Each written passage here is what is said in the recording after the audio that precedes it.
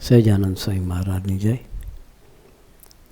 હરિપ્રસાદ સ્વામી મહારાજની જય, આત્મીય સમાજની જય જય જય, દાસના દાસ થવાની જય જય જય.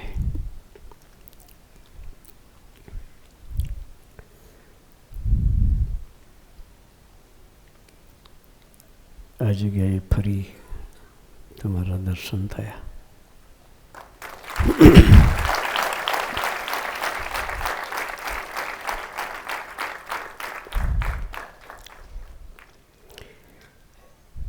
એનાઉન્સ કરતા દીકરા નામ શું?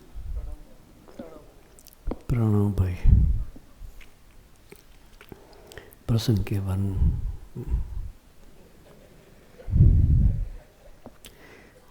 છતાં આપણને પ્રસંગ મળી ગયો. એને નથી કીધો છતાં પ્રસંગ મળી ગયો.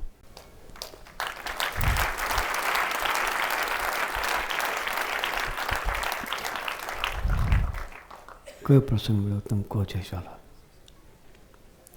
એ તો કશું બોલ્યા જ નથી, બરાબર? એ કશું બોલ્યા નથી છતાં પ્રસંગ મળી ગયો.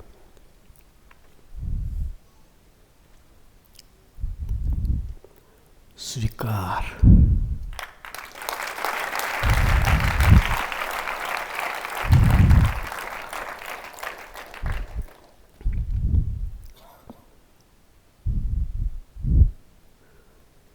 પેલી વાત કરી ને સુરત સ્વામીના પ્રદેશની કંઈક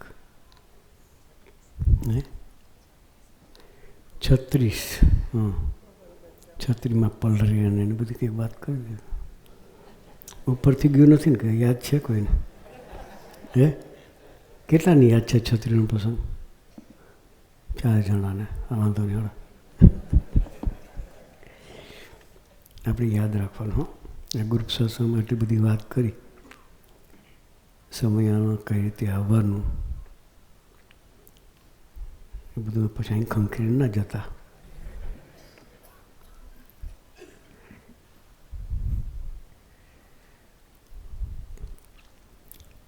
સ્વીકાર એટલે શું? મેં તો બોલે સ્વીકાર, પણ તમે બધા હસ્યા. સ્વીકાર એટલે શું? એને પ્રસંગ કેવો હતો એટલે એણે કંઈ એક પ્રસંગ કહું. ચિંતન સ્વામી ઈશારો કર્યો. ઈશારા સમજી જાય એનમ સેવા.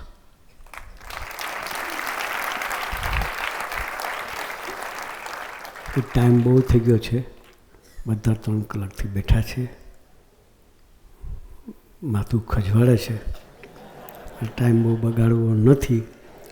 તમે હમણાં 2 મિનિટ વધારે લેશો નહીં, એનો પોતાનો અભિપ્રાય એ સેવક સમજી ગયા.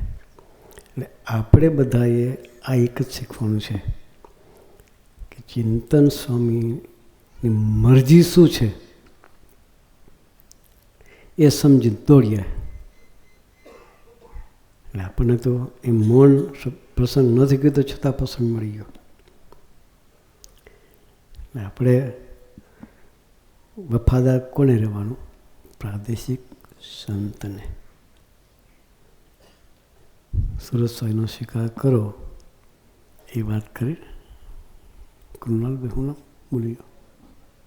પ્રણવભાઈ. આવું છે. ડૉક્ટર કંઈક દવા પણ બધું યાદ કંઈક પાછું આવે.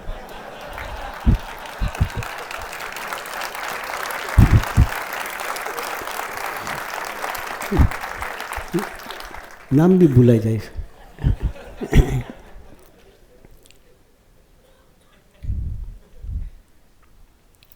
ડૉક્ટર બેઠા એટલે એક પ્રસંગ યાદ આવ્યો.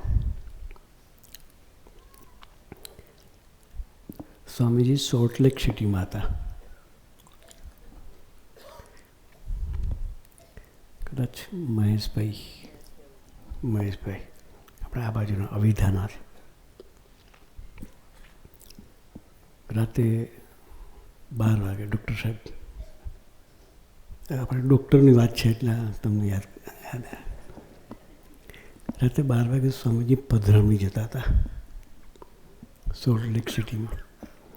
મહેશભાઈના એક મિત્ર હતા અને એ પોતે ડૉક્ટર હતા. એટલે રાતે ક્લિનિક પર કોઈ હોય નહીં પેશન્ટ, એટલે સ્વામીજીની પધરામણી આખા ક્લિનિકમાં બધે ફેરવ હોય તો શાંતિથી સ્વામીજી ફરી શકે. એટલે રાતના 12 વાગ્યાનો પ્રોગ્રામ ગોઠવેલો પધરામણી જવાનો. સ્વામીજી ગાડીમાં જતા હતા, મહેશભાઈ ગાડી ચલાવતા હતા.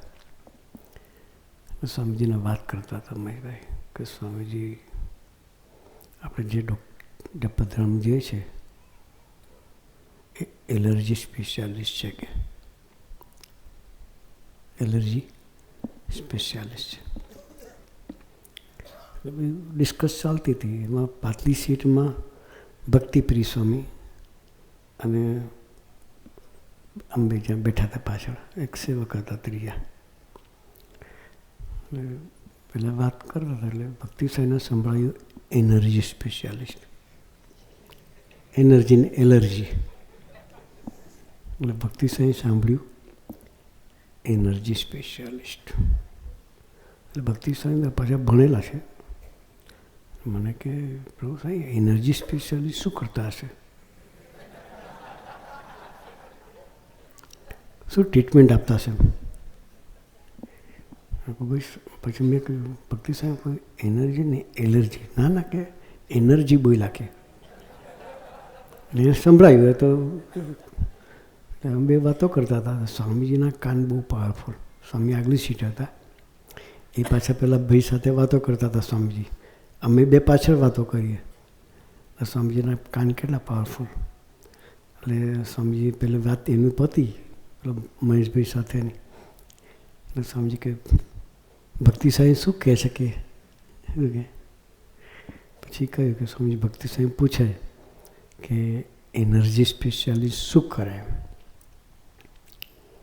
તો સ્વામીજી બહુ રહસ્યની વાત કરી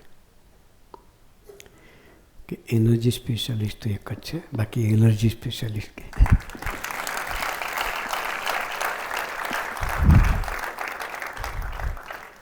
આત્માને એનર્જી. એવા ડૉક્ટર તમે વેચો છો ગોળીઓ એનર્જી માટેની? એ એક જ ડૉક્ટર છે. આત્માને એનર્જી જે પ્રોવાઈડ કરવાની એ કામ ભગવાન સિવાય કોઈ નથી કરતું. એટલે આપણે બધા નસીબદાર છીએ કે સ્વામીજી એવા પુરુષ હતા કે એ આપણા આત્માને નિરંતર એવા ફ્રેશ રાખતા હતા. એવર ફ્રેશ ગોળીઓથી ના રહેવાય. હા, એવર ફ્રેશ કોઈ દવાની શોધણી નથી.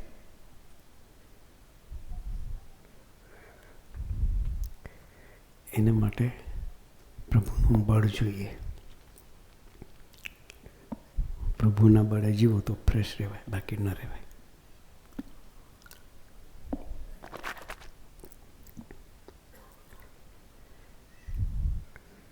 સ્વામીજી કોઈ બી વ્યક્તિ આવે તો સમાધાન ભજન કરવાનું કહેતા. ભજન કરો કે એટલે ભગવાનના બળે જીવો. ભજન એટલે ભગવાનનું બળ. આપણી લિમિટેશન છે, આપણી લિમિટેશન છે. આપણે આપણા લિમિટની અંદર જ કામ કરી શકવાના છે. પણ એ અનલિમિટેડ પુરુષ છે, એની પાસે કોઈ લિમિટ નથી. એ બધું આપણને આપી શકે એવા છે. આજે સમયની વાત કરીને ગુરુએ, ભરૂચનો સમયો, એ સમયમાં એટલે જવાનું.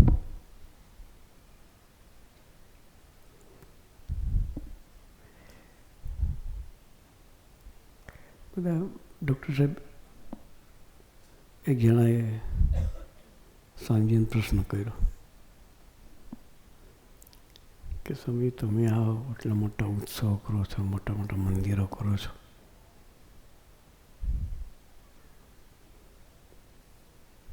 ખોટા શું કે લૌકિક દ્રષ્ટિએ તો ખોટા ખર્ચા જ લાગે ને.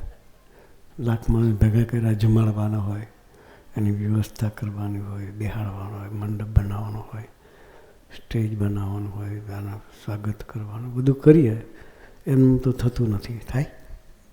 આ તમારે કાર્પેટ બનાવી, ફૂલ લાવ્યા છે, કદાચ તમારા ખેતરના વસ્તુ જુદી છે, બાકી બહાર લાવો તો થાય ને, મોંઘો ખર્ચો થાય.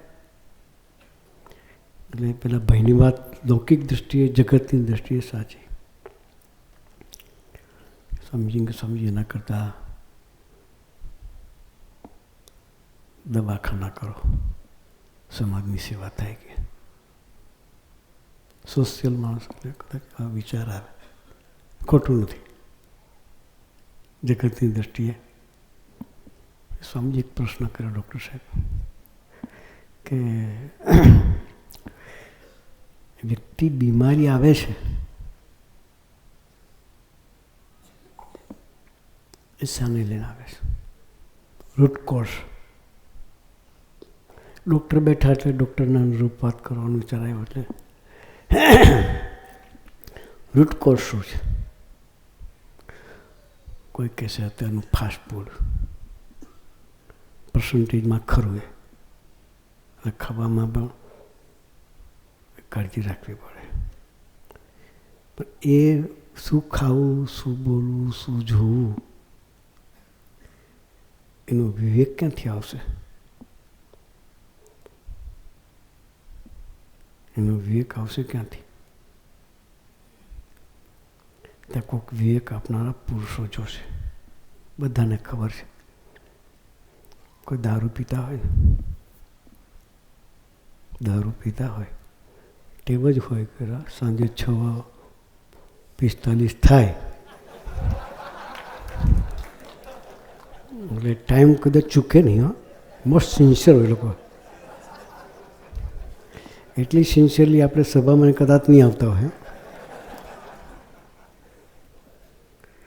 એટલે એનો ટાઈમ સાચવે જ. એ વ્યક્તિની પોતાની દીકરીને પરણાવવાની હોય તો એનો જમાઈ શોધશે, કેવો શોધશે? બાટલી માસ્ટર હે? કેમ? પોતે પીએ જ છે તો એને શું વાંધો? જમાઈ બી એવો જ હોવો જોઈએ. નહીં શોધે. હા, મારી દીકરીને દુઃખી કરવી નથી. એને ખબર જ છે કે આ પીવામાં સુખ નથી. છોડાવે કોણ? બળ કોણ આપે?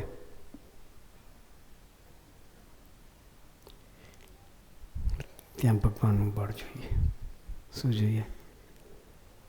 આપણી સાથે કોઈક એવી હૂંફ જોઈએ જે આપણી સાથે ચાલે અને આપણને બળ મળે. એ ખોરાક, એક વ્યસન, એ બધા જ રૂટકોર્સમાં આવે, પણ પર્સન્ટેજમાં. પણ સૌથી વધારે માનસિક સ્ટ્રેસ, બીમારી. બરાબર સાહેબ? હે? ભૂલ થતી જ કહેજો. હા. એટલે સ્વામીજી એને કહ્યું ડૉક્ટર સાહેબને કે ડૉક્ટર સાહેબ કે આ જે બધી બીમારી આવે છે એનો રૂટ કોઝ શું છે? કે પછી સ્વામીજી પોતે જ કહ્યું કે આ માનસિક સ્ટ્રેસ છે. એની કોઈ દવા ખરી? કદાચ ડૉક્ટરો આપશે ઘેનની ગોળીઓ. શું કે પેલી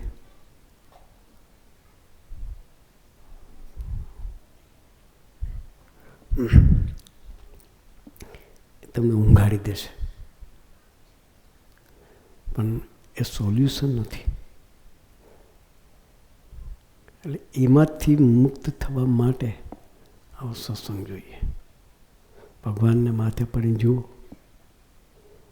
એટલે સ્વામીજીને કહ્યું કે સાહેબ, તમારી પાસે એ દવાખાના બંધ કરવા હોય તો એ વ્યક્તિને શાંતિથી, નિશ્ચિંતાથી જીવતો થાય એવું એને કરવું પડે.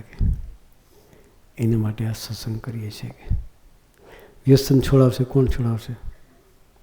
ખબર છે કે મારે નહીં ખાવું જોઈએ. શું ખાવું, શું બોલવું, શું જોવું, શું વિચારવું એ વિવેક સંત આપશે. બધાને ખબર છે દારૂ ન પીવાય, છતાં પીએ છે. સુધારશે કોણ? ઘરમાં સુધરશે? દવાખાનામાં સુધરશે? નહીં સુધર્યો. વ્યસનવાળો દવાથી ના સુધરે. કોક એવો સંગ સારો મળે તો એનું જીવન માર્ગે ચડે. આ માર્ગે ચડવાની પ્રક્રિયા ચાલે છે. શું ચાલે છે? સત્સંગ એટલે ભૂલા પડેલા માર્ગ ભૂલેલાઓને માર્ગે ચડાવવાની પ્રક્રિયા એટલે સત્સંગ. શું કરવા આવ્યા છીએ અને શું થાય છે એના જાણપણે જીવવાનું પ્રક્રિયા એટલે સત્સંગ. આપણે બધાએ એવા જાણપણે જીવવું છે. ભગવાન આપણને ધરતી પર શું શાન માટે લાવ્યા છે? છેલ્લો જન્મ કરવા માટે. એના માટે છેલ્લો જન્મ કરવો. ફરી આ કળિયુગમાં આવવા જેવું નથી.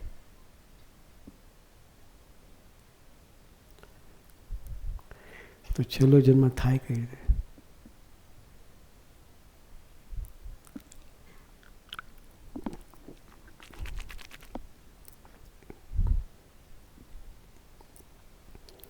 સ્વામીજી આ પુરુષની ગોદ જોઈએ. સ્વામીજી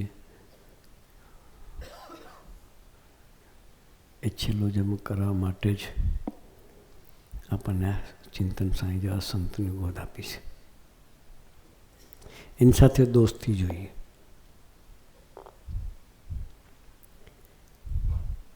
જેનો જેવો સંગ એને એવો રંગ લાગે. અમારી પાસે ઘણા આવે છે પ્રસાદ લેનારા. પછી અમારે કેવું પડે કે એનો અત્યારે જેની સાથે સોબત છે એ સોબત છોડાવો, સત્સંગમાં લાવો. ન હું છૂટે. સંગે કરીને પીએ છે. શીખવાડનાર મિત્રો જ હોય. કાઠિયામાં તમાકુ ખાય, બરાબર મચોડે ને પછી લગાડે. હું તો ઘણી વખત કહું ભાઈ કાઠિયાવાડમાં પાકતી તો છે નહીં. જે પાકતું એ ખાય બરાબર છે. મગફળી પાકે મગફળી ખાય તો વાંધો નહીં. આપણે તુવેર પાકે છે તો તુવેરના બાકરાનું શાક બનાવીએ. અત્યારે લીલી તુવેરનું શાક મળે ઘરે ઘરે. એ પાકે છે એટલે ખાય. તમાકુ પાકતી નહીં તો ત્યાં ખાય. પાકે ગુજરાતમાં ખાય કાઠિયાવાડમાં.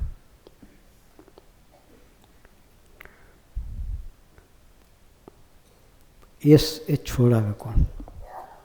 તો સારો સંગ જોઈએ. જેના જીવનમાં કોઈ જાતનું ખોટ ના હોય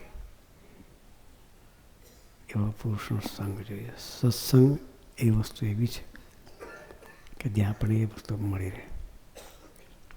અઠવાડિયે કલાક સત્સંગ કાઢવાનું આપણે કાઢીએ છીએ. આ બધા બેઠા છે સત્સંગ કરનારા છે, કોઈ નવા નથી. પણ આપણે સ્વીકાર કરવો છે ચિંતન સ્વામીનો. આ ગુરુપ્રસાદ સ્વામી બેઠા છે. એના પ્રવચનમાંથી તમે શું લીધું?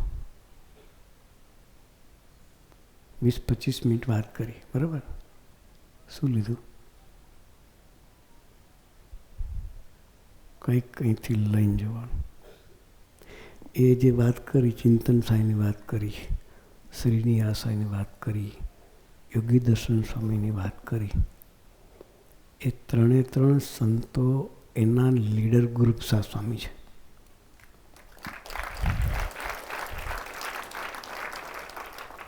આપણે લીડર ટાઈપના જે વ્યક્તિત્વ હોય એને નાનાનો મહિમા કેવો સમજવો જોઈએ તો દાસનો દાસ થવાય. એનું દર્શન ગુરુપ્રસાદ સ્વામી કરાવ્યું. દરેક સંતોના ગુણગાન ગાયા. શું કર્યું? ચિંતન સાંઈના ગુણગાન ગાયા, તીર્થ બાપાના ગુણગાન ગાયા, શ્રીનિવાસ સાંઈના ગુણગાન ગાયા, યોગી દર્શન સ્વામીના ગુણગાન ગાયા. આપણે જે લીડર્સ છે આપણા હાથ નીચેના સેવકોના ગુણગાન ગાઈ શકીએ છીએ. આપણી હાથ નીચેના જે સેવકો છે એના ગુણગાન ગાઈ શકીએ છીએ. એટલું વિચારવાનું બસ. તો આત્મીયતા પ્રગટે. આત્મીયતા પ્રગટે તો છેલ્લો જન્મ થાય. બાકી હઠમાનની ગુરુની વાત કરી, પેલા 3 જગ્યાની યુદ્ધની વાત કરી. એક બાંગ્લાદેશ કીધું, બીજું કંઈ કીધું ખબર નહીં છે ભાઈ. ચાલો કે એ યુદ્ધ શાંતિ છે તો હઠમાનની સહાય કરીને. પણ જો અરસપરસ મહિમા હોય તો હઠમાન ઈર્ષા ઓગળી જાય, ને હઠમાન ઈર્ષા ઓગળી જાય તો છેલ્લો જન્મ થઈ જાય. શું થાય? એ કાઢવા માટે સત્સંગ કરવાનો. એટલે આપણાથી નાના હોય એનો પણ મહિમા સમજવો પડે, એના પણ દાસ ભાવે સેવા કરવી પડે. એનામાં જેટલું સારું હોય એ લેવાનો સંકલ્પ કરવો.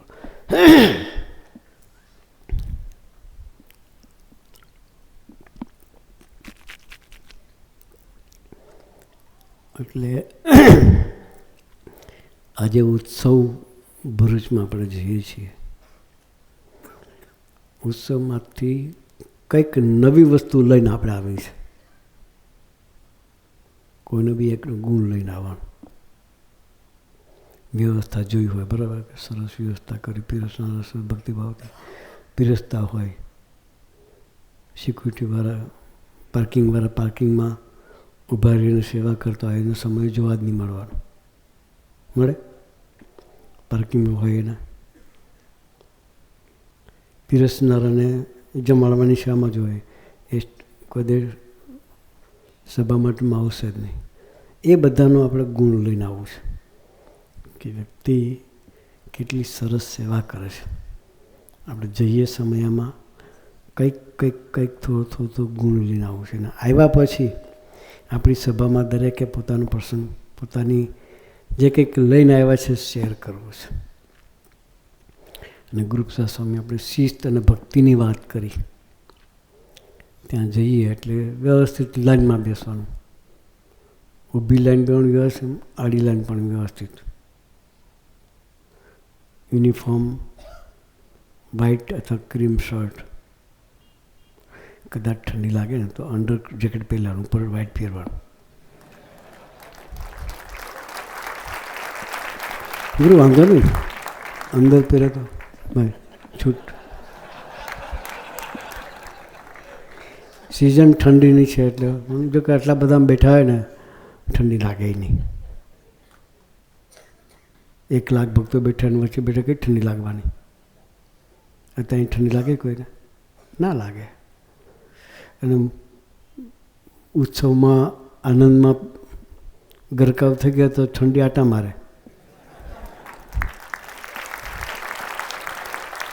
આપણે એ આનંદ મેળવવા જઈએ છીએ. તો કોઈ વિશેષ વાત નથી. કોઈ ચિંતન સ્વામી સરસ દાખલો કરે છે. આ પ્રદેશને જાગૃતને જીવતું રાખ્યો છે.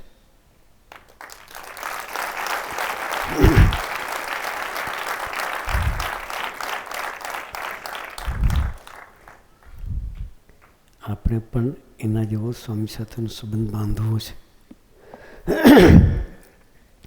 તો એની સાથેની મૈત્રી, આપણો કાન પકડીને આપણી ભૂલ બતાવી શકે એવો સંબંધ આપણે એની સાથે કરી અને સ્વામીજીના હૈયાને વિશ્વાસ કરાવી શકીએ એ ભક્તિ આપણે પ્રગટાવીએ. એ માટે ગુરુએ આપણને સૌને ખૂબ ખૂબ બળબુદ્ધિની શક્તિ આપે. એ જ પ્રાર્થના. સહેજાનું સહેજ.